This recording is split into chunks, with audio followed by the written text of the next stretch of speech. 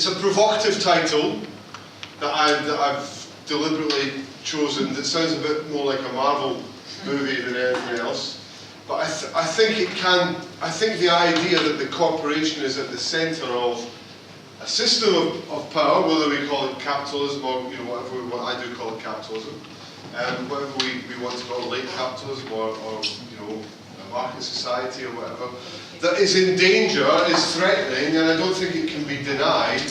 The form of social organisation, however you want to put it, whether you want to blame capitalism or not, it doesn't matter. The form of social organisation is increasingly being identified as the source of a potential end of the species, not just the human species, but the end of the planet, right? So, in a way, that sounds like a kind of hectoring and almost a kind of, preachy start. But I can't see how you can say that and be realistic and take all the scientific evidence seriously. And even when I'm in a country where there's a prime minister who is working on, has in the past been working on behalf of the coal industry, who is now accepting that climate change is a real and emergency prospect. So to say we're in an emergency period in human history is not an exaggeration. To say that the corporation is responsible is another leap, right? But I want to show in this presentation that because the corporation is fundamentally implicated in the potential end of the species, we need to deal with the corporation. We need to seriously deal with the corporation. And I suppose in terms of the theme or the sub-theme that Annie's involved in, I think that raises fundamental questions about corporate social responsibility, and whether corporate social responsibility is not a term that's actually lasting its course in many ways. For reasons that you might think are odd, but I'll spell those out as we go on.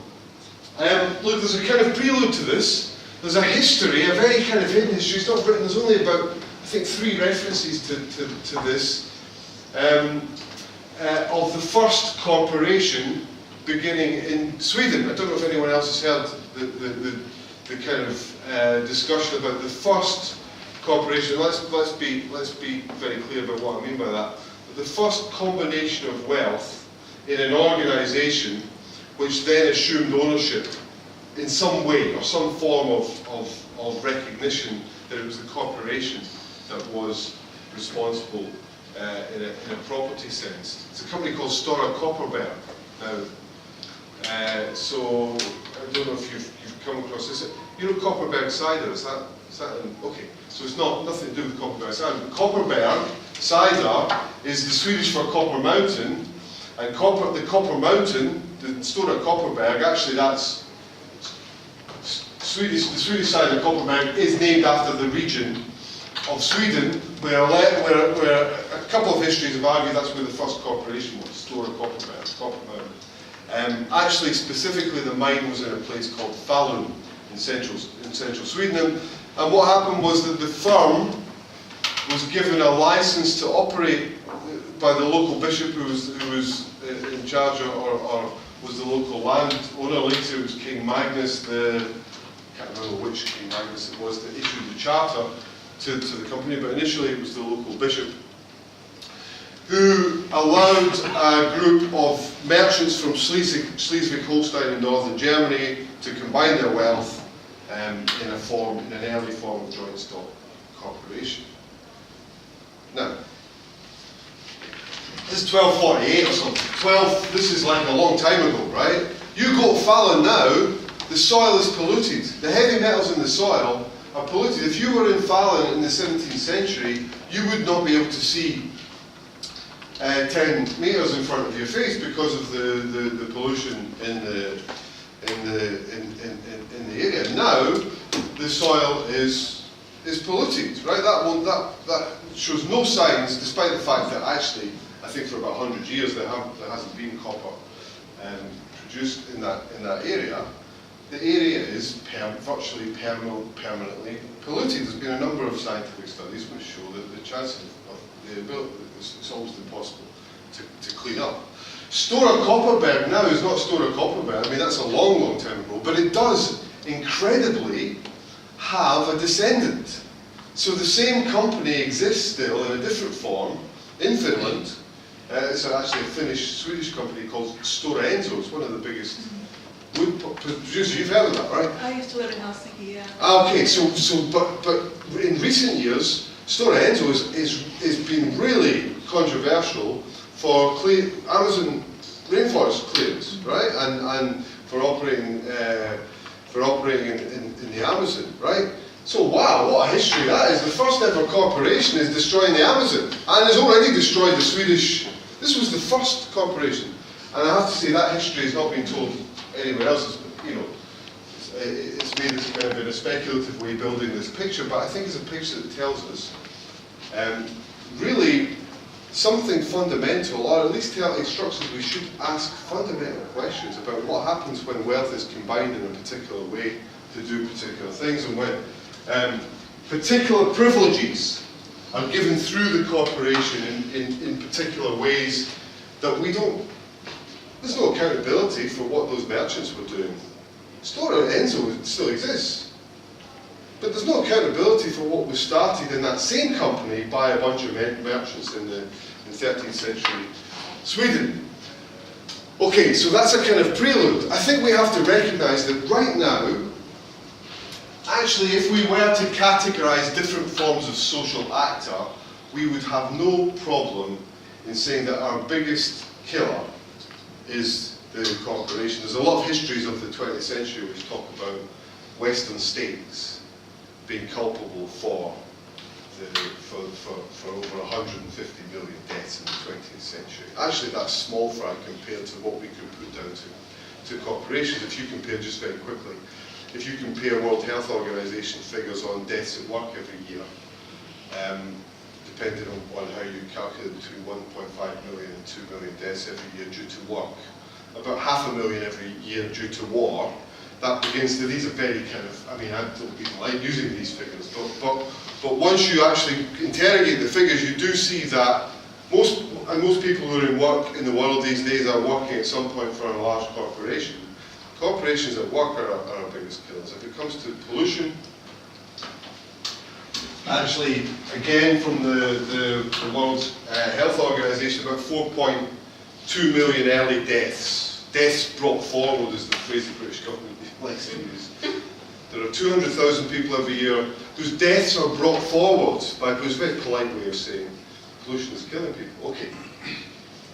Not immediately, and that's probably why but within a few years, respiratory illnesses and various diseases in the UK that are linked directly to pollution are killing 200,000 people a year. On a worldwide scale, it's 4.2 million. Now, a lot of that is the cars that we drive, right? A lot of that is public transport. But when you look at it, most of it comes from industrial production.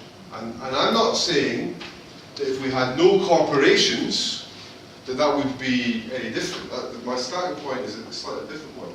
That we allow corporations the autonomy to produce pollution on that scale. Corporations are given the autonomy to do that, and they're given the autonomy to produce the substances that are leading to over-carbonisation and global warming. So the carbon fuel is produced by just 100 companies in the world accounts for about 71% of greenhouse gas emissions. An incredible amount of autonomy to give to just 100. We've got a future in the hands of effectively 100 companies in that context. I could talk for a long time about the production of pesticides and other chemicals that are, I would argue, threatening the species in almost much more direct ways. You know, there's a beginning of a discussion about endocrine disruptors produced through various plastic products, about how that's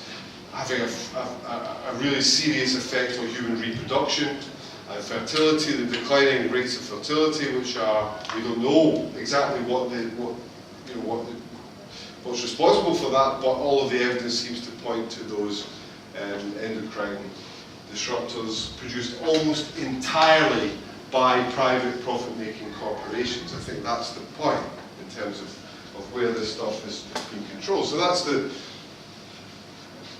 point is that those killer substances are under the direct control of corporations. corporations. I don't really have time to do this, but everything I've mentioned, if you go into the history books, it's roughly around about the 1920s. So the point at which the chemical industry really becomes significantly important is around about the 1920s, but that's also the point at which actually medical knowledge about some of the substances that I've described becomes really important. So there's irrefutable evidence that asbestos is a killer in the 1920s. Irrefutable evidence that PVC, that vinyl chloride-based substances are a killer in the 1920s. There's irrefutable evidence in the 1920s, for example, that if you add lead to petrol, that is a killer. And of course, in all of those cases, it takes 60 years of struggle, during which, in all of the cases I've just mentioned, the three cases, asbestos, PVC, lead and petrol, all of the major corporations were involved in disrupting any medical research which showed up those things. The histories are incredible. It is incredible the active role that the managing directors and the CEOs of companies like DuPont and Union Carbide played actively, and those two companies, by the way, were involved in two of the cases I mentioned, PVC and lead, actively played in disrupting medical knowledge and producing their own research, lying, denying, when they knew what the scale of the deaths were. Lead is incredible. I mean, look, the poisoning of children through lead and petrol is absolutely incredible. There's a plant very near me. I'm based in Liverpool University. The only plant in the world that still produces lead to be added to petrol is about 10 kilometres down the road from me. It's very, very close. It's an Innispec, it's a company called Innispec, and it's in Ellesmere Port, which is a chemical production site. You know Ellesmere Port? Looks great at night. Sorry? Looks great at night. It looks great when you drive past it, and then you realise that they're making the additive that you're not allowed to have in your car. But if you're in North Africa, of course, that's where they're exporting it to. So lead is not being made for petrol almost anywhere in the world, right? And it's not being used or permitted for use almost anywhere in the world. So, I mean, I think the 1970s is a very important period to qualify what I've just said, because the 1970s was the period in which we were supposed to be awakened to the fact. I would argue the 1920s was the period we knew precisely, scientifically, through evidence, what was happening in terms of the production of the substances that we now recognise as being potentially deadly, potentially killing the planet. The 1970s was probably the period when the world woke up to that, and the US has always talked about, Silent Spring is published in what? Rachel Carson's Silent Spring published in 68, something like that. Yeah. You have the American Environmental Protection Agency established in 1971, or around then. And that's when there's supposed to be a major change, particularly a major change in the awareness within major corporations about what's happening. And I would argue that's simply not happened. I mean, we don't have to stand here. This is, this is the substance of what you study. I mean, Volkswagen. I say Volkswagen, now people just laugh. I say Volkswagen. I said Ellesmere Port a minute ago, they got laugh. I say Volkswagen, a lot more people laugh because they know precisely what I mean. Now, it wasn't just Volkswagen, but in the car industry, 6 other major producers doing exactly the same thing that Volkswagen were doing right back to the 70s, right? So we're not, that's why, we have to fundamentally ask whether the kind of shift towards corporate social responsibility discussions in the 1970s was enough, and I'm going to qualify that with a kind of quick troll through we don't have time, obviously, to talk about the entirety of the range of key theories of the corporation, but I think it's useful. So, I think, if you read the textbooks all schematically put this differently, but I think you can argue that basically probably 3 major groups of theories of the corporation. Entity theory, which I think very often reads and takes for granted the idea of an autonomous unit, decision-making unit, which is separate from the owners, normally under control, or certainly separate from shareholders, normally under the control of directors, but also separate from them. It has a separate personality in law, separate personhood, a separate entity in accounting, and of course, if we had time, would be good to, because I think if we look at how the discipline of accounting developed in the mid-19th century in relation to the corporation, it's very interesting. Accounting plays a key role in creating the corporation as an entity, but also so does law. Law through various acceptances of the concept of limited liability, creates corporate personhood in a particular way, right? The English scholars like to think it was English corporate law which invented this. Actually, the same kind of development of a corporate entity had been developing in European practice for centuries before that. And I'll maybe come back to that if we've got time. Then there's a kind of the more law and economics or neoliberal approach, which is that really the corporation is a nexus of contact, a group of contracts between individuals, which allows a kind of efficient forms of exchange and organisation to take place. It's kind of very often seen as a kind of natural adjustment to how society, but how relations between free acting and thinking individuals are mediated through the contract and the corporation. And of course, the argument very often is that that's a more efficient and effective way of doing things. Every single company, by the way, I don't want to imply that I'm removing the state from the equation, right? Because right now in the UK, I don't know what it is in Australia. In the UK, about a third of research and development is publicly funded, right? Most of it's hidden, but about a third is publicly funded. That doesn't count the universities, right? That doesn't count, okay, students are coming here and paying fees, but we're training them, sending them out into private companies. You know, it's a huge, and we're doing the research, which also, you know, I don't need to tell this room, we don't get the commercial value for that research very rarely. I think business schools and management schools are much better at doing it than sociologists, right? I'll say that, right?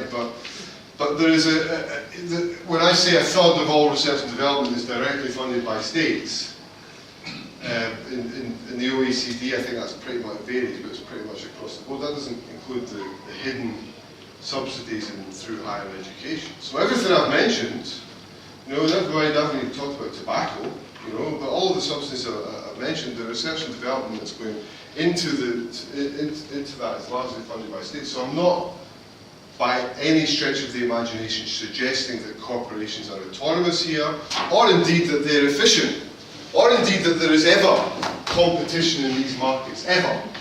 And that's a much bigger discussion, but I think that's very important kind of to recognise. Grant theory, I think maybe the most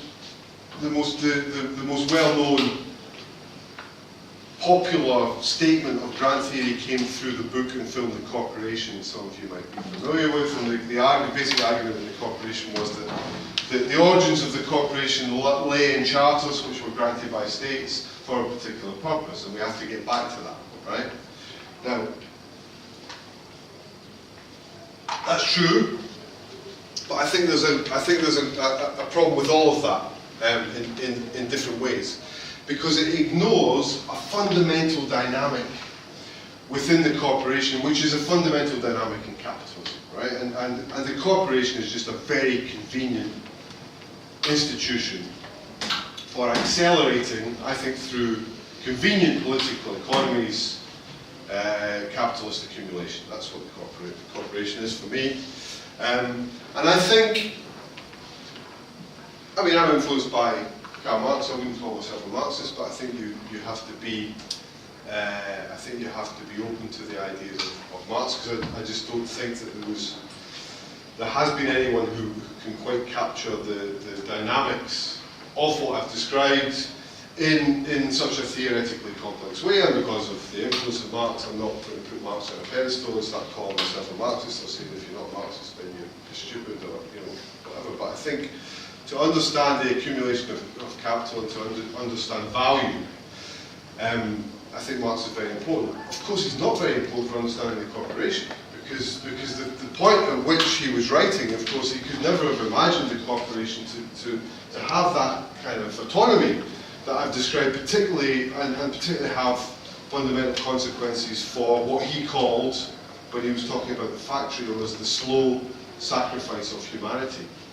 And I think, actually, Marx's discussion of the factories in 19th century England captures a lot of an explanation for why we should think that corporation is a kind of a machine which is out of control and which is the machine that's threatening the species, if you like.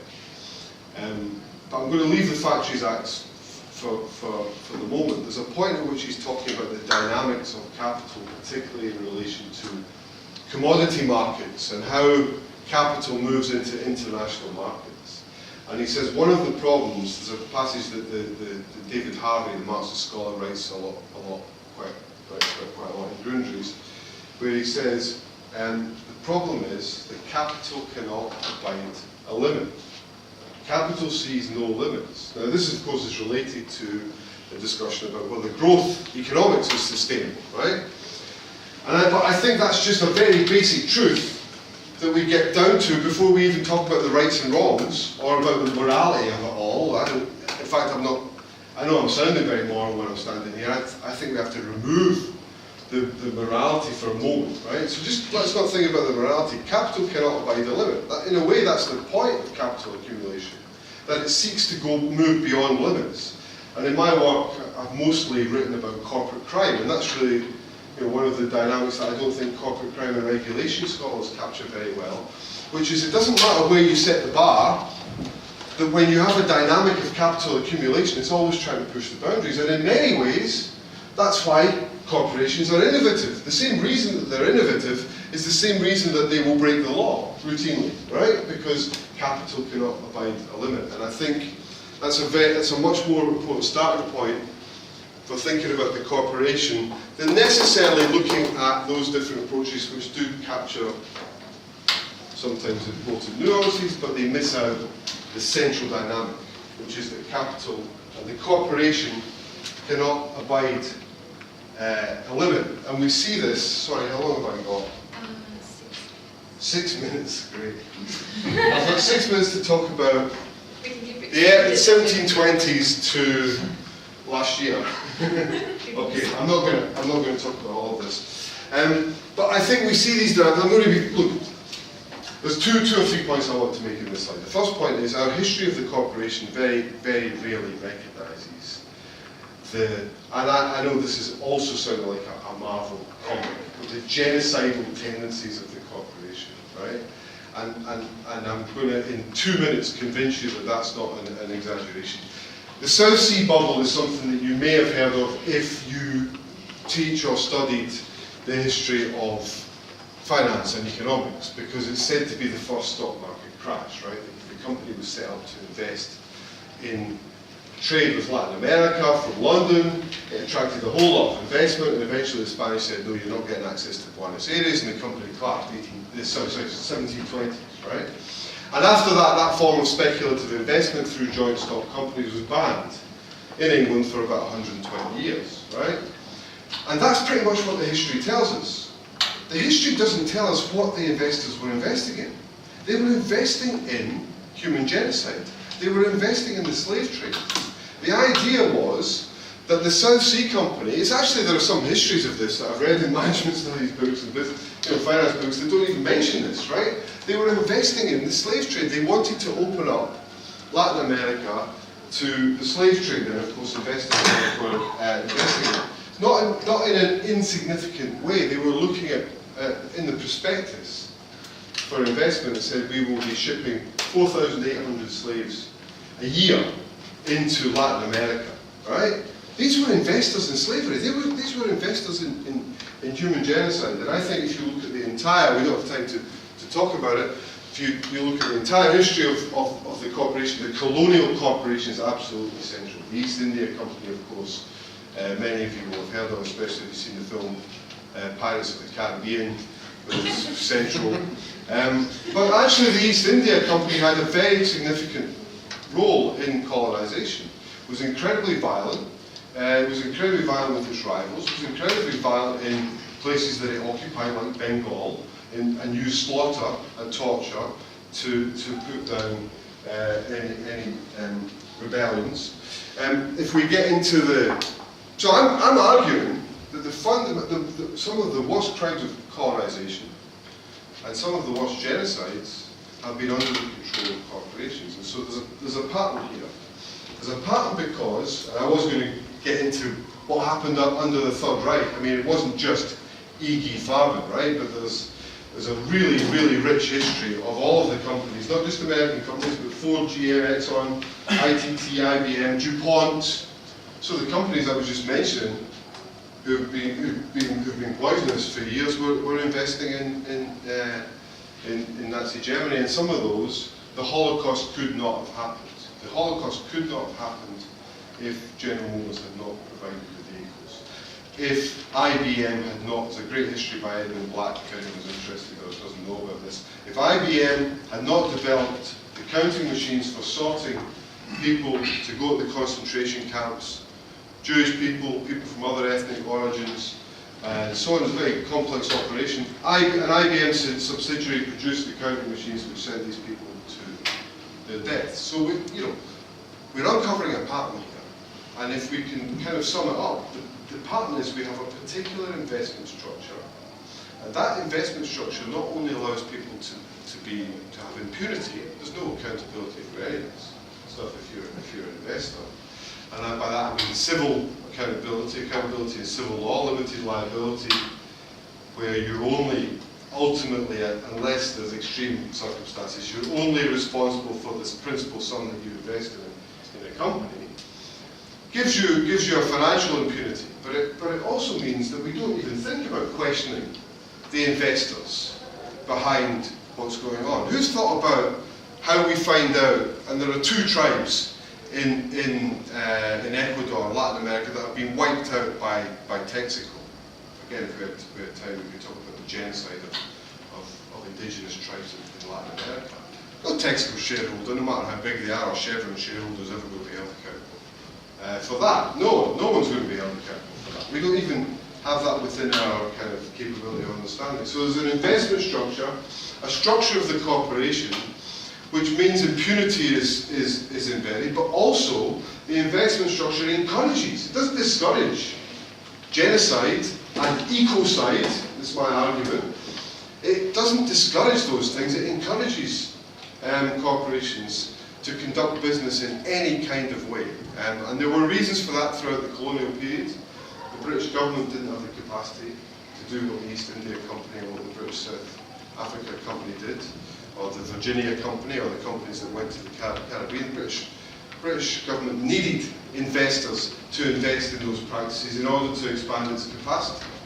And so there's a structure of investment and a structure of capacity which is secured by the corporation and the form that the corporation takes that's crucial in all of this. And one of the consequences is when we talk about. All right, I'm going to give it 1 minute. I'm going to give you 1 minute because this is really the point, and this is the last. This is the last slide. I've discussed. I've made this kind of point. I think one of the crucial things when we think about regulating the corporation in the context of global warming, and this is what's kind of interesting. Is if you look at Paris and Kyoto, the corporation's not mentioned. So the first thing is the corporation's almost invisible. I've done a keyword search across the Kyoto agreements, the Paris agreements, all of the key World Health Organization agreements, and the worldwide recent intergovernmental report on global warming. If you put in the search terms corporation, company, profit, I should have brought the list with me, but there's about 20 key terms that relate to what I'm talking about. None of them are in any of these documents at all, right? There is a complete lack of willingness to recognise that we need to deal with the corporation.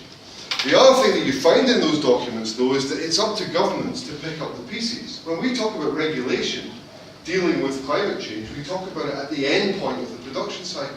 So we don't talk about the start point, we talk about emissions. How do we control emissions? When things have already been produced, when the oil's already out of the ground.